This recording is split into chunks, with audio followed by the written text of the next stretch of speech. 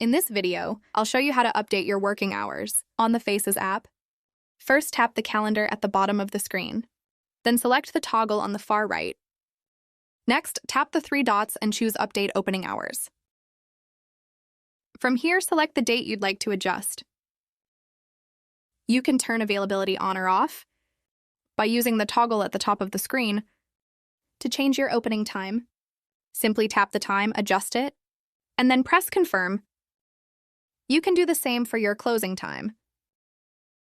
If you'd like to add a break, tap Add a Break, set your break times. Once you're done, select Save. You'll then have the option to update your staff members' times as well. To mark a date as unavailable, select the date and toggle Not Available. Then tap Save. You'll receive a confirmation notification.